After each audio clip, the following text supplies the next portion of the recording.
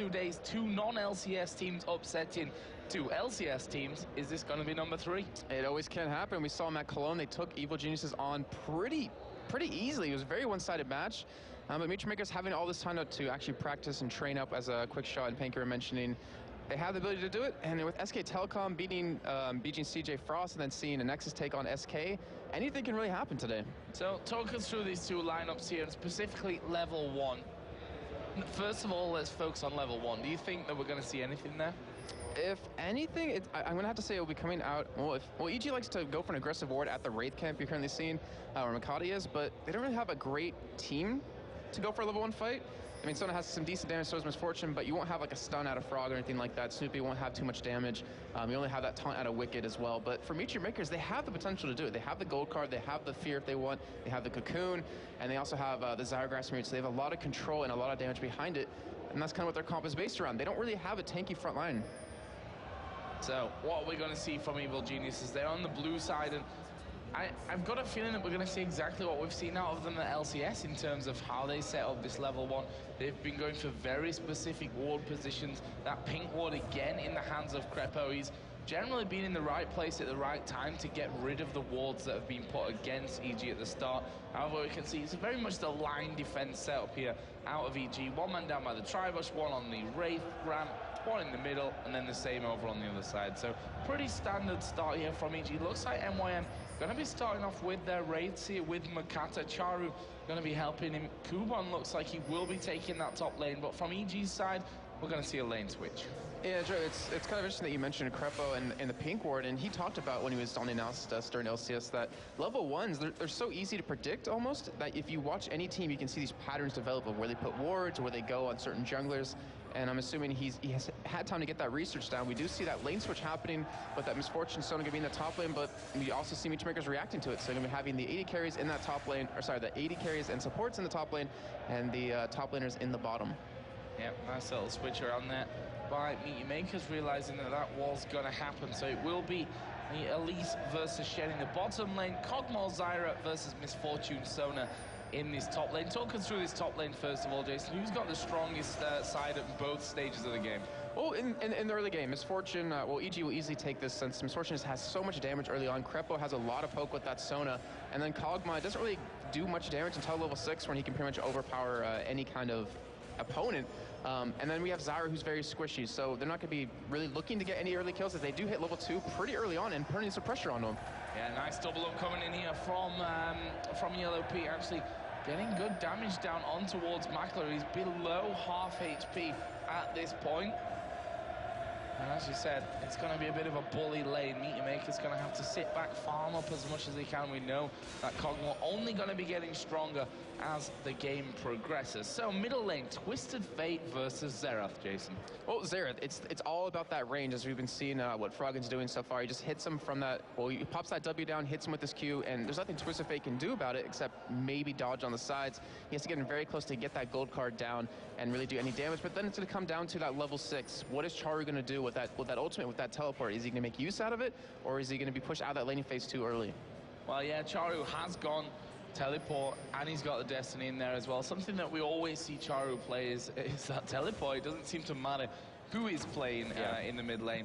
He's a real big fan of going for that teleport to get in and snowball those lanes out. Michael did have a few hard hits there in that top lane. He's running very, very low right now, and obviously with Zyra, doesn't have the sustain here, so that could be a bit of a problem for him. I imagine he's going to go straight into a vamp set to try and fix that problem. And the thing is, we know Lipic as an amazing Zyra. We saw in Singapore just how fantastic he was. I think he was leading his team at some point in the game with kills, but they had to kind of go for support like that. They needed some sort of protection for Makler, where you can just get dove into the back line, or Froggen might actually be able to burst it down. We have to have Char teleporting in. Yeah, coming in down into this bottom lane. Wicked going to shadow dash away, and I'm not sure that they'll be able to catch him with this one. Actually, Flash Cocoon. Wicked flashes away from it, though. Have they got the damage here to finish off? There goes the repel. The Ignite is down. Is it enough to finish him off? The Spinalin's in there. There is a first blood for Elise. I think that was the last take of Ignite. Yeah. Q1 picking up that great kill, and they blew a lot of summers to go for it. We were looking at each other like, that was kind of a wasted teleport, but in the end, making it worthwhile, picking up that first blood, and giving that nice advantage over to Cuban, going to be in that bottom lane. Yeah, great little start coming out then for MYM.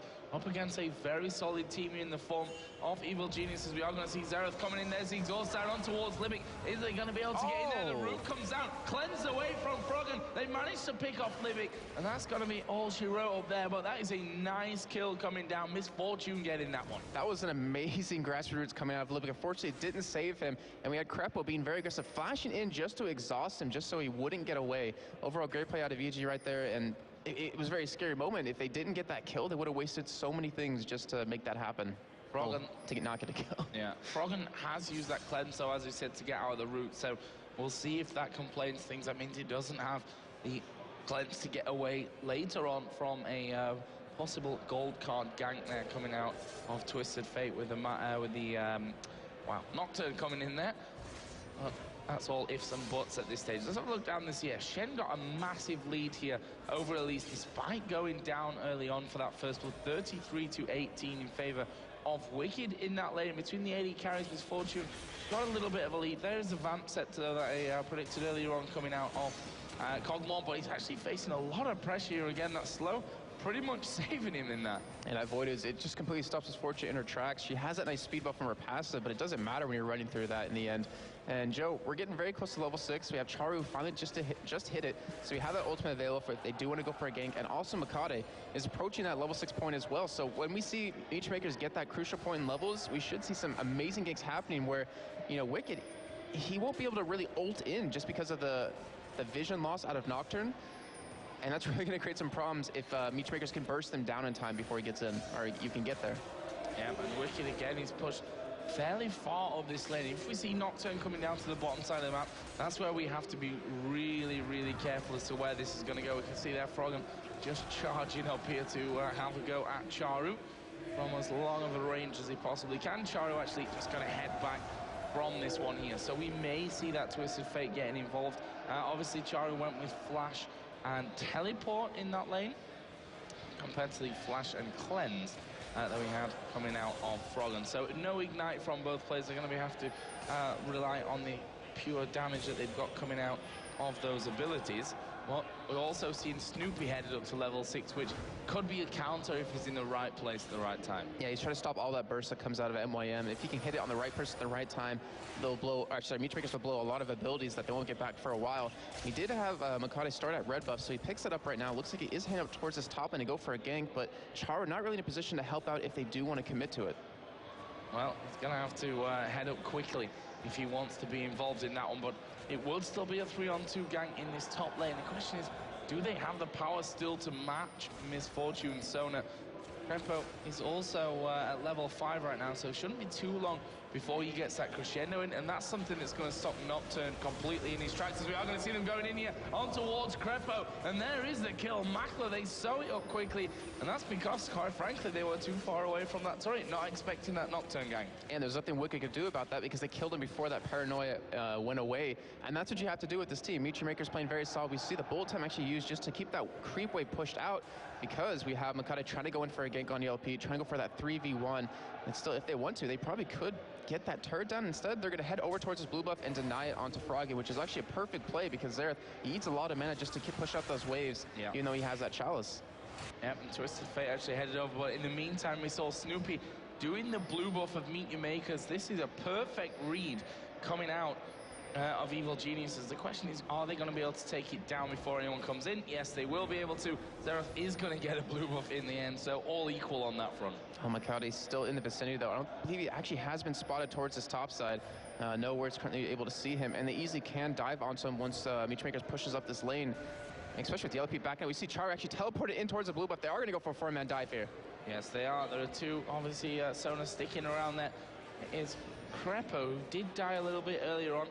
They're going to push this lane out here. Let's see how this one goes. Middle lane is being pushed back by Evil Geniuses, and you can see that EG are a little bit wary of what's going to happen here in this top lane. Crepo's going to get caught underneath the turret. Stun card not come down, but he gets rooted in there. Makata comes around. Kill coming down for Makler. That is the second one now for this Cogmore, but middle lane is being pushed by Froggen and Snoopy.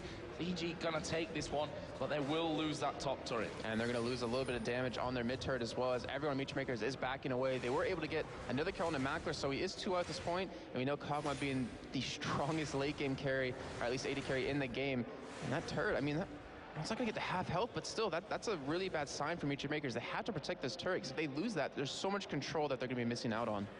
Yeah, they need to counter that with good ward placement, which, to be honest, Zyra got those 2 assists in there, certainly can afford to be doing stuff like that. Haunting Guys picked up by Elise to add into that Doran's ring from earlier on. And when I was talking about the blue buffs, by the way, he was actually smited down by Mikata, so he took the blue on the EG side, and Xerath was given the blue, so that actually worked out better for EG in the end of it.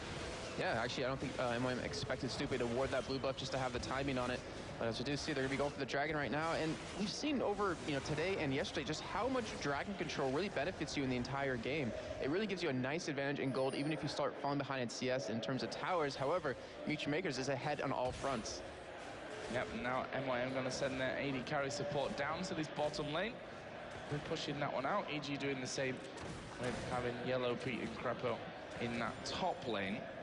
Although I say that, Crepo is actually bottom side of the map right now, so that might change here in a little bit as well. Charu, obviously, in the middle lane, got no tower behind him at this point, so needs to be a little bit wary of getting caught out from that one. We can see that Wicked, at the moment, alone on that bottom turret, but we will see Kale and Sona come around to give him that little bit of protection. And MYM need to be a little bit cautious about this one. There's a flash crescendo coming out. Taunt comes down onto Libic. Can they finish off? Oh, failed flash coming out.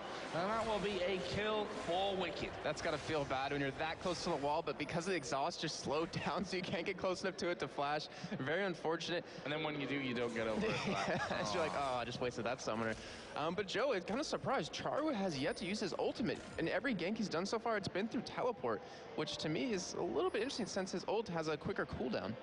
Obviously, the first gank he didn't have it up, but I guess the second one he wanted to be a little bit sneaky in the end, but still has it available. And we do see that 3-man push on the bot lane out of EG. However, we see Mikade and Macra coming down.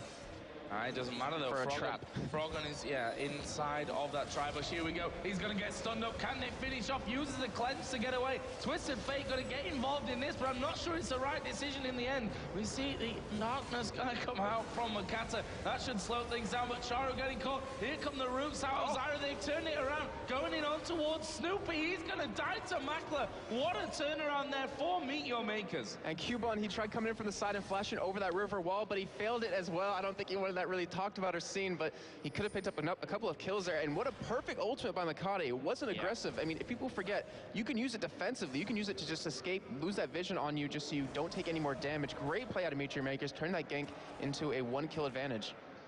Really, really nicely done. That will leave us at 4-2 in kills for MYM. 18.8 to 16.8. Nice 2,000 gold lead.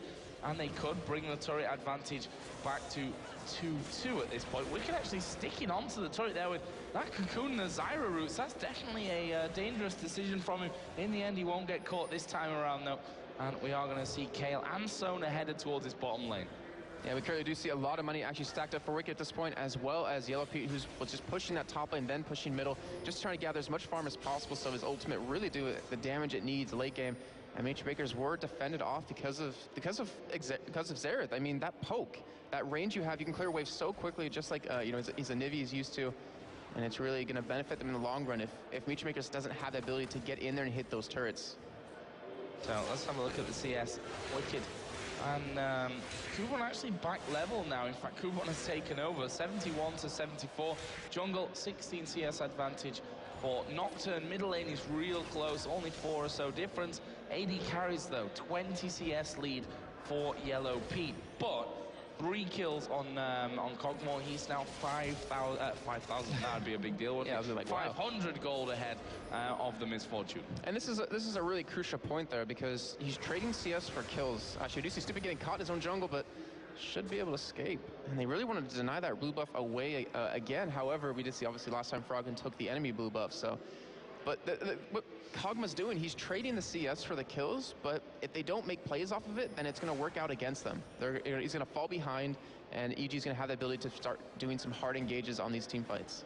Well, we can see the EG with 4 men here trying to secure this blue buff, which is all well and good, but at the end of the day, it's the blue buff which is going to be respawning. The tower in the middle certainly won't respawn if they end up losing that one here. Twisted Fate and Zyra, between them, going to take it down. That's a brilliant play out of MYM. Yeah, actually very smart play. I mean, they had Makati just sticking around, not even trying to take the blue. I mean, maybe potentially smite it away, but just to keep them there, just to protect it so they lose their mid turret in the end. And Mackler now, he's going into this bottom lane, just trying to get this turret down as well, trying to catch up and farm a little bit. But with that turret, he's going to get even farther ahead of Misfortune. And Mishra Makers, I mean, with a 3-0 Kog'Maw, who probably has Infinity's Edge done very soon, that's a really scary thing to go up against at this point. You don't have anyone with... Well, we don't have anyone really tanky enough to go into it. I mean, Shen, yeah, he will have that Sunfire Cape done very shortly, but still, I mean, if you hit someone else besides Shen, they're going to drop like a rock. Yeah, and what items have we seen coming out in these last moments, which is not talked about? So, the Themes Hunt Unholy Grail being finished off there by Frog, and we've got the Giant's Belt plus the Chain Vest for Shen, so he's headed up nicely. Oh, they did steal a blue in the end. Okay.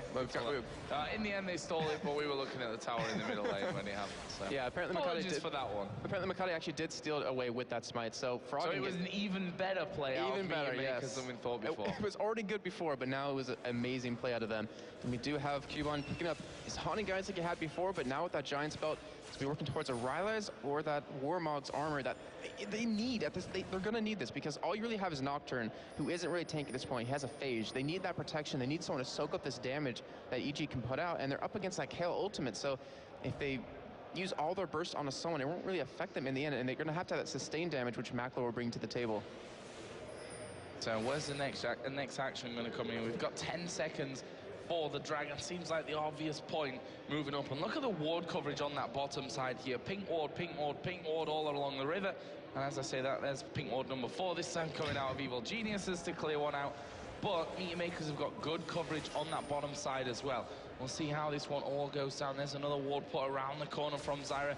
MYM not in the best position. However, Charu does have teleport available along with that Destiny, so he can come in there, but also move on later to chase in. That's something that we don't really talk about that much with Twisted Fate. So we talk more about him getting into the fight, but that allows him that ability to really chase off and mop up the kills at the end.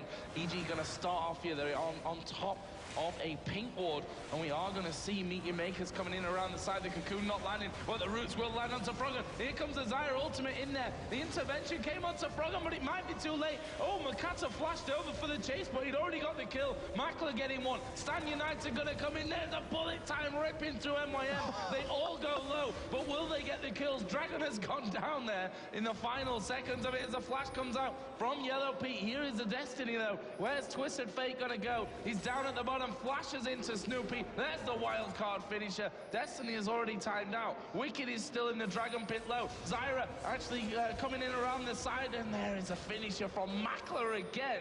And now they're chasing down onto Yellow Pete. Can they finish this one off, though? He gets slowed out, blocks that one with the shield for at least for a little while, and he gets the fear onto Yellow Pete. They lock him down for the kill, and the ace here, at least a delayed one, coming out of Meteor Makers. And that was so confusing off the beginning. They invested so many wards into that Dragon Pit, into the bottom half of the jungle for EG, and then for them to come in there, Makati dove straight into the backline with that ultimate, got Froggen killed instantly.